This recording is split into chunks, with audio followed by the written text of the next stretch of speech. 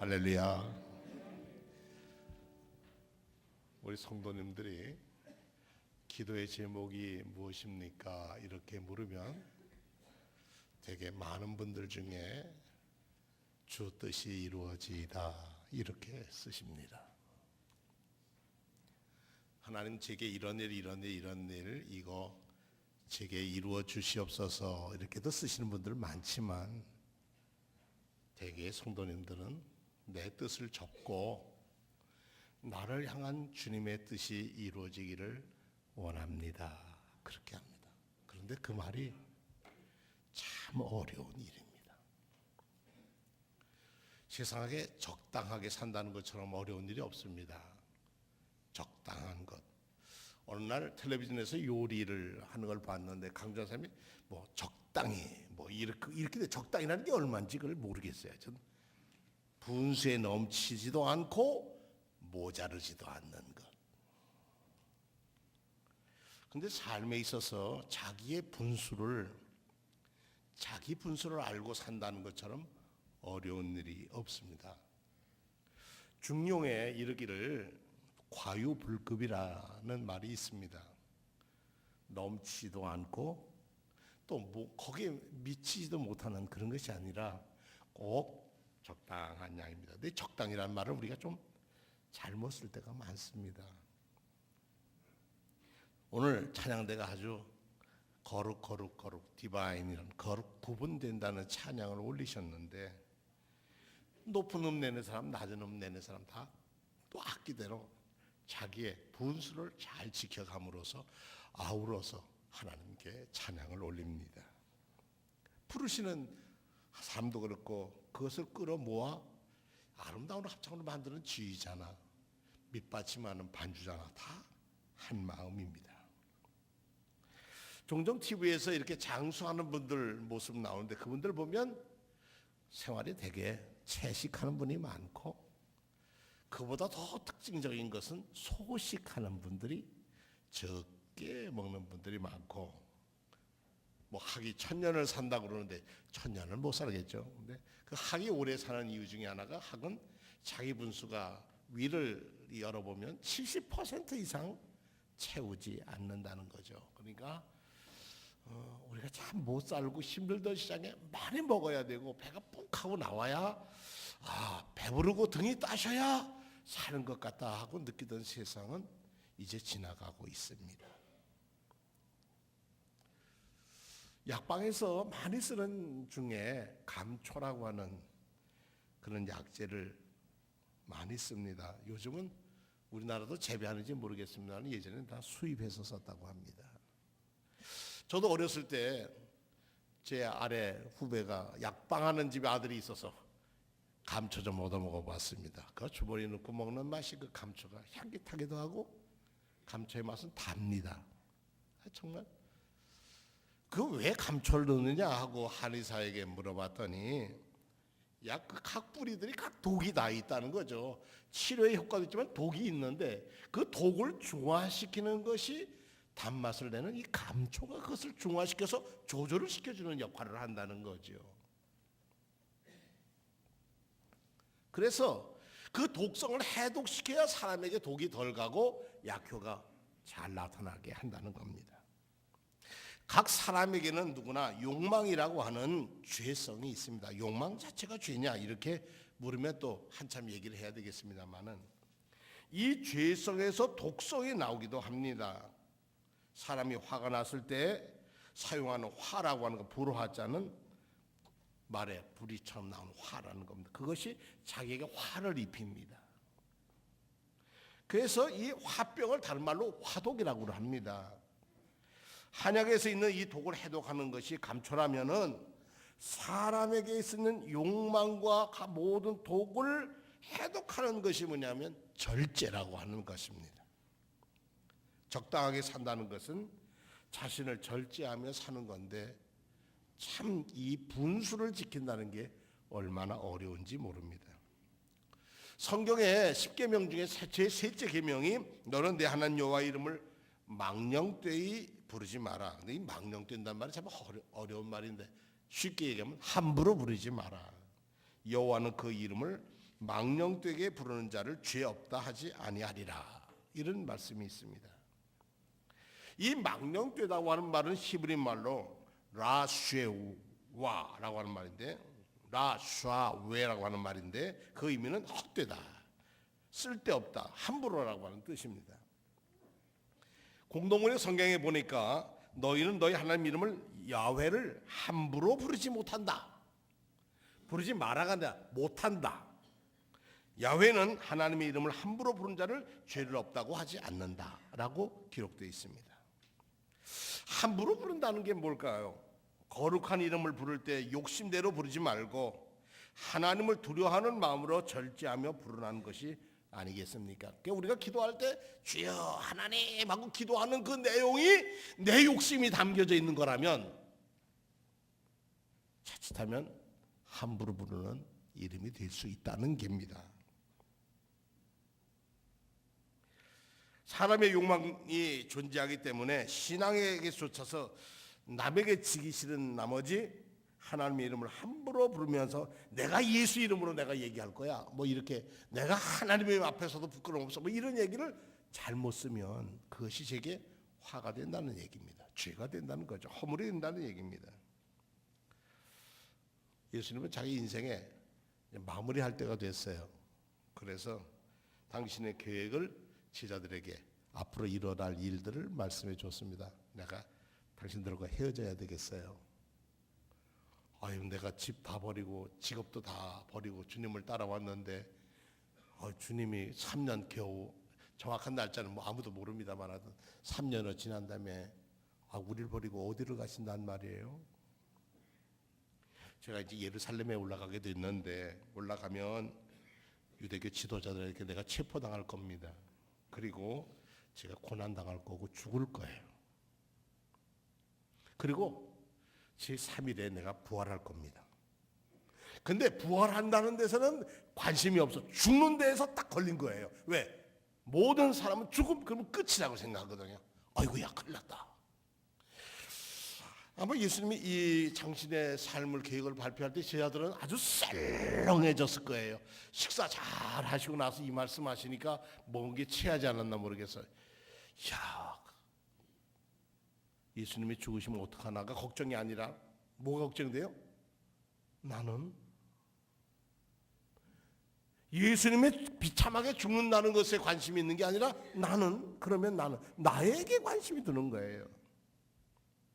그 자리에서 제일 그래도 자기가 어른이고 처음 불렀다고 자기가 수제자라고 생각했던 베드로가 예수님을 붙잡고 항변을 합니다. 아마 우리나라식으로 하면 이렇게 할 거예요. 아니되옵니다. 주님 아니되옵니다. 결코 그런 일이 주님께 있어서는 안 됩니다. 비참하게 죽다니요. 영광스럽게 영광을 찾아도 분수도 모자랄 텐데. 항변했다는 말은 예수님의 생각이나 말을 거절했다고 하는 뜻입니다. 예수님의 생각이 틀렸다고 하는 겁니다. 선생님의 말씀하신 거 자르는 거예요. 예수님께서는 그렇게 말씀하셔도 우리 제자들이 예수님께서 잡히거나 죽는 것을 보고만 있지 않을 겁니다. 뭐 이런 뜻도 거기에 포함됐을 거예요. 얼마나 용감한 말처럼 들립니까? 정말 충성하는 사람이라면 그 정도는 또 나와야 되는 거 아닙니까?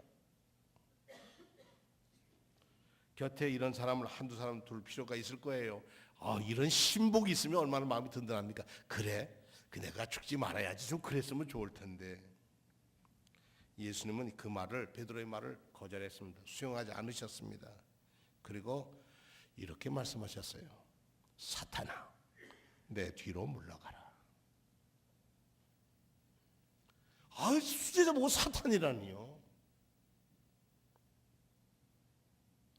너는 나를 넘어지게 하는 자로다. 내가 하나님의 일은 생각하지 않고 오직 사람의 일을 생각하는구나. 누구든지 나를 따라오려거든 내가 죽고 고난당하고 부활할 건데 나를 따라올 사람이 있거든 첫째 할 일은 자기를 부인하는 일이야. 자기를 잊어야 하는 거야. 자기 욕심을 내려놓아야 하는 거야. 자기 명예와 모든 것을 내려놓아야 되는 거야. 예수 믿는 사람이, 여러분이 예수를 믿고 저도 예수를 믿는다면 예수를 믿는 사람은 자기 욕심부터 내려놓는 것부터 해야 된다는 얘기예요. 자기를 잊어야 한다는 거예요. 어떻게 나를 잊고 사는데 내가 잘 벌려고 축복받으려고 잘 살려고 예수 믿는 거지 아니라는 거예요. 자기를 내려놔야 한다는 거예요. 자기를 부정해야 한다는 겁니다. 그리고 자기가 져야 할 십자가 형틀 이 죽음 고난의 길도 감수할 수 있는 사람 그것을 지고서 나를 따를 것이다. 베드로가 성급하게 나섰다가 예수님께 아주 심한 구종을 들으셨습니다. 예수님은 베드로에게 사탄이라고 그러는요. 말씀도 그렇죠. 좀 심했지 어떻게 사탄이라고 얘기합니까? 베드로는 지금 너무 앞서가고 있는 거예요. 앞서가고 있는 것이 아니라 예수님의 길을 방해하고 가로막고 있는 거라는 겁니다. 지금 베드로가 가만히 있으면 중간을 간다는 것을 말하는 것이 아닙니다. 사람이 잘난 체 하지 말아야 할 것을 말하려고 하는 것도 아닙니다. 사람이 너무 급하면 실수하게 된다는 것을 말하는 것도 아닙니다. 사람 속에는 사탄적인 요소가 있음을 말하는 것입니다. 아무리 그가 예수를 믿고 어떤 지위에 있다 할지라도 그 마음엔 사탄적인 요소가 들어있다는 게 욕심에 사로잡히거나 자기 자신만이 잘났다고 한다든가 지나치게 세상적이거나 지나치게 인간적일 때 주님은 거절하셨습니다. 사람 속에 있는 이 사탄적인 요소를 어떻게 하면 물리칠 수 있을까? 하루에도 12번씩 저희 마음들이 막 흔들리는데 사탄은 인간의 약함을 감추게 하고 강한 척하게 만듭니다. 인간의 부족함으로 감추게 하고 지혜롭고 똑똑한 척하게 합니다. 인간의 죄악성을 감추고 착한 척합니다. 여기에 우리 자신이 속지 말아야 한다는 얘기입니다. 제 자신 속에 믿음이 없으면서도 있은 척, 하나님 앞에 부끄러우면서도 거룩한 척, 이것이 사탄의 요소가 우리들에게 누구에게나 있다는 겁니다. 그거를 붙들어야 합니다. 누가 붙드는가? 절제라는 것으로 붙들어야 하는 겁니다.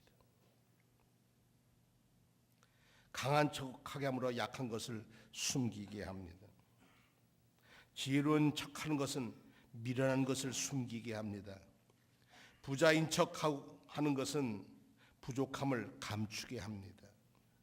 속으로 방법으로는 착하게 하는 것 같지만 속으로는 자기 욕심을 다 채우는 겁니다. 전쟁 끝나고 북쪽에서 내려온 사람이 부자 아니었던 사람이 없을 정도로 그렇게 사는 사람들 얘기도 많습니다. 자기 모습 그대로, 자기 부족한 것 그대로, 자기 허물 그대로 주님을 믿고 따라야 한다는 얘기입니다. 그래서 이것을 예수님께서는 자기를 부인하는 것이라 했습니다. 있는 척하는 것을 부인하는 것이고, 아는 척하는 것도 부인하는 것이고, 잘난 척하는 것도 부인하는 것이고, 강한 척하는 것도 부인하는 것이고, 열심히 있는 척하는 것도 부인하는 것입니다. 내 속에 이기적인 욕망이 강한 척하는 것 아니야. 나는 나 자신을 속이고 있는 거 아니야. 나는 부족하고 잘못이 많고 허세가 많은 사람이야 하면서 자기 자신을 붙드는 것, 이것이 성령에 주시는 열매고 은사인데 그것을 성령의 9가지 은사 중에 맨 끝에 두어서 이 8가지 은사를 조정하게 만듭니다. 그래서 그것을 절제, 셀프 컨트롤이라고 얘기합니다. 바울 사도께서는 이렇게 교훈하고 계십니다. 운동장에서 경기하는 사람이 많을지라도 상을 받을 사람은 정해져 있다. 상을 받는 사람은 경기의 법칙을 지킨 사람들이다. 이기기를 다투는 자마다 모든 일에 절제한다. 저는 처가가 LA에 거의 다 계십니다.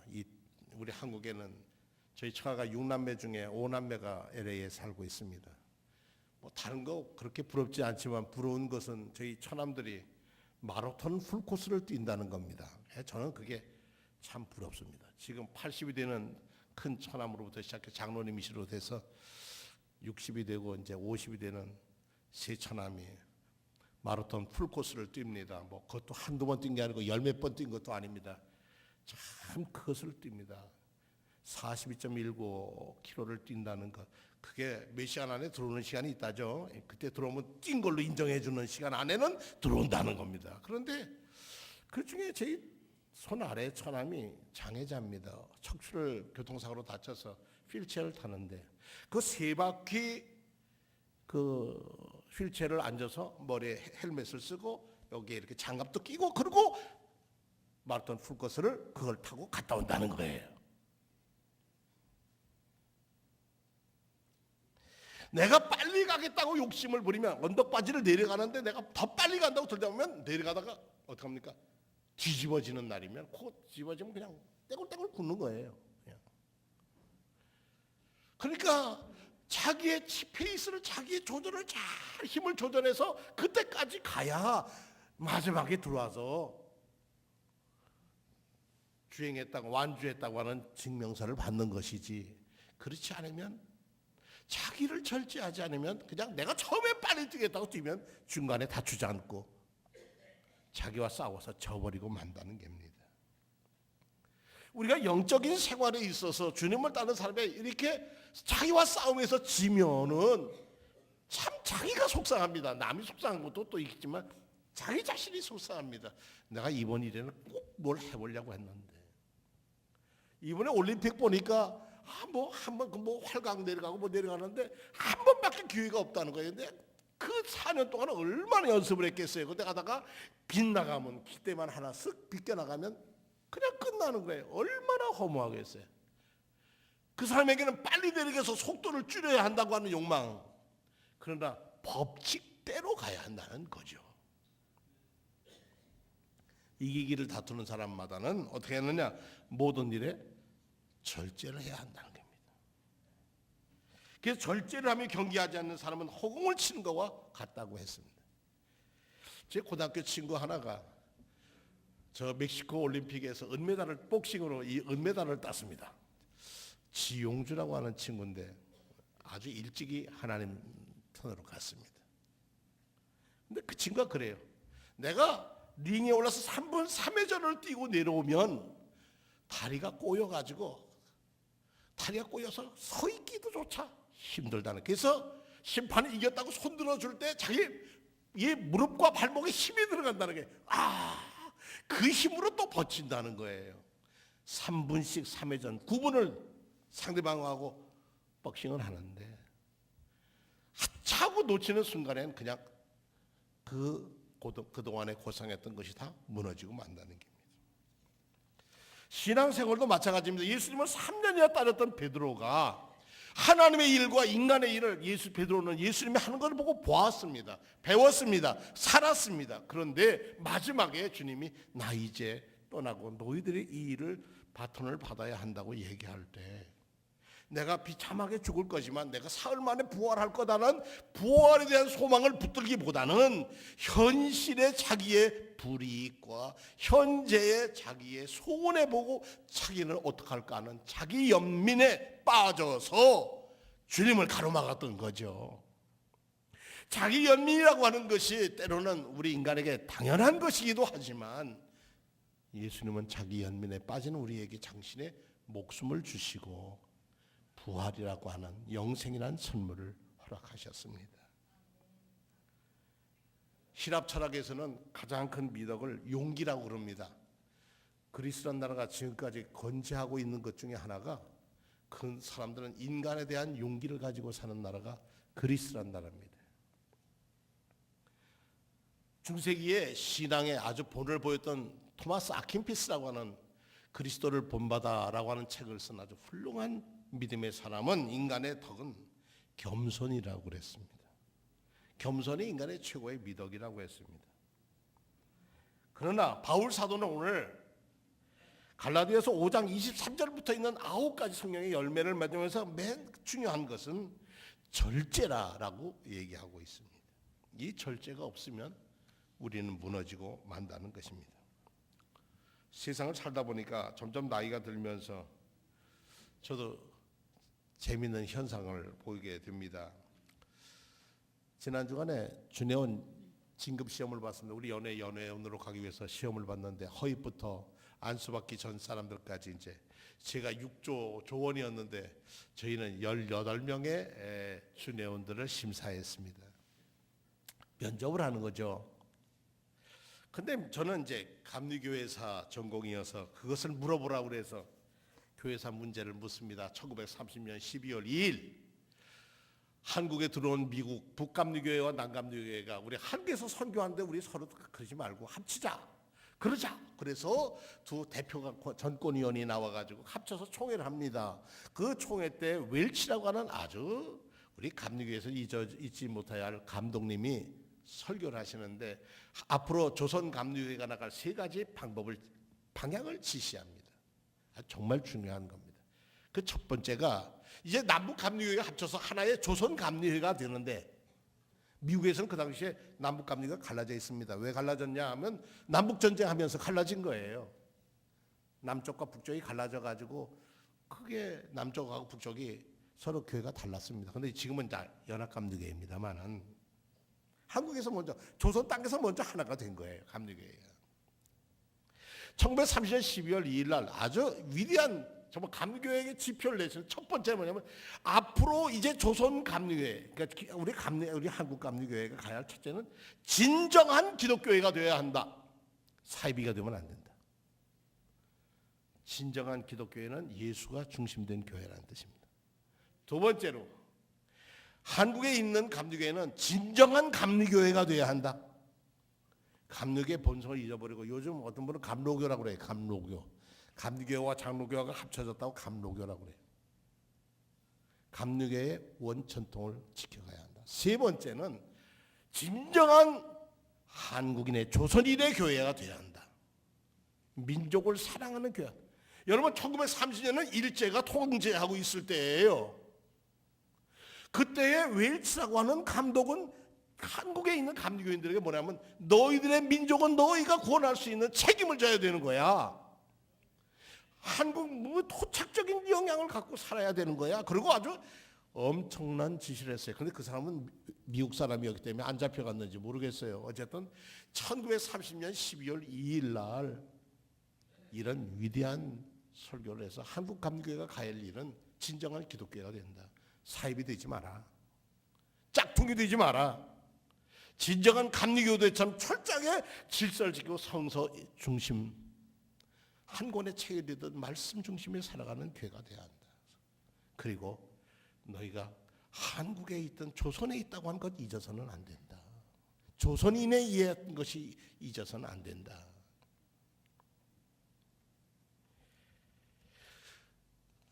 이 세 지향하는 점은 지금까지도 한국 감리교의 과제로 가슴 깊이 갖고 있습니다. 교리와 장정이라고 하는 책 안에 이것이 들어있는데 참 유감스럽게도 한 학기는 학교에서 교리와 장정은 배우는데 앞에 있는 감리교의 역사와 감리교의 특징과 감리교의 강조하는 점에 대해서는 빼놓고 읽습니다. 왜냐? 그 시험에 안 나오니까. 요즘 살면서 또 느끼는 게 있습니다. 욕심이 많은 사람들은요, 난 욕심 없다고 그러고요. 욕심이 많다는 사람은 욕심 없는 사람들이 많더라고요. 나는 믿음이 있노라 하는 사람에게는 실상 믿음에 따른 행함이 없고요. 난 믿음이 없어요, 부족해요 하는 사람들은 믿음을 가지고 행하려고 애쓰는 사람들이 많더라는 겁니다. 왜 이렇게 다를까 하고 봤더니 서로 가지고 있는 가치관이 다르기 때문에 그렇습니다. 그가 바라보는 지향하는 것이 그리스도를 바라보는가 아니면 자기를 바라보는가. 주님 안 돼요. 그러면 우리는 어떡하라고요. 베드로가 자기 지향적 인간 지향적인 사람의 일 그것을 붙들릴 때 우리는 하나님의 일을 잊어버리고 맙니다. 오늘 우리는 하나님의 일 때문에 이 자리에 오신 줄로 믿습니다. 그래서 우리는 먼저 우리 자신을 내려놓아야 합니다. 내 욕심, 내 마음에 안 들고 내 가치관, 내가 생각한 것에 맞지 않으면 안 돼, 못해, 안 되는 거야가 아니라 어떤 것이 하나님이 기쁘시게 하는 걸까? 그렇게 위해서는 뭐래도요? 나는 십자가 지고 죽을 거고 죽음이 끝이 아니야. 난 사흘 만에 반드시 부활할 거라고 하는 그 소망을 붙들 때 우리는 하나님의 편에 설 수 있고 하나님의 일을 맡은 동역자가 될 수 있습니다. 진정한 예수를 믿는 분은 어떤 사람일까요? 열심만 가지고 하는 게 아니라 잘하는 사람이 믿음의 사람입니다. 열심히 하다고 믿음이 좋은 게 아니에요. 잘하는 게 중요한 거예요. 바르게 하는 게 중요한 거예요. 열심히 해야 바르게도 합니다. 열심도 없고 뜨문뜨문하면서 잘할 수도 없어요. 진정 믿는 분은 어떤 분일까요? 자신은 예수님의 삶을 따라가려고 열심히 사랑을 실천하고 이웃을 배려하며 세상을 섬기면서도 나는 아직 멀었어. 나는 부족해. 그런 사람을 하나님은 들어서 쓸 것으로 저는 확신합니다. 선한 일을 여러분 가운데서 시작하신 분께서 그리스도 예수의 날 그 일을 완성하시라고 나는 확신한다고 바울 사도는 말씀하고 있습니다. 여러분, 사랑의 지식과 모든 통찰력으로 더욱 풍성하게 되어서 여러분이 가장 좋은 것이 무엇인지를 분별할 줄 아는 분들이 되기를 축원합니다. 그래서 그리스도의 날까지 순결하고 흠없이 지내며 예수 그리스도께서 주시는 의의 열매로 가득 차서 하나님께 영광과 찬양을 드리기를 나는 기도한다. 바울 사도는 그렇게 편지를 썼습니다. 오늘 우리가 하나님의 일과 사람의 일 있습니다. 하나님의 일을 위해서 여러분은 이 자리에 계십니다. 그러면 사람의 일은 소용없는 것인가요? 아니오시다. 하나님의 일을 하는 사람은 사람의 일까지도 하게 되지만 사람의 일에 매인 사람은 하나님의 일을 할 수가 없습니다.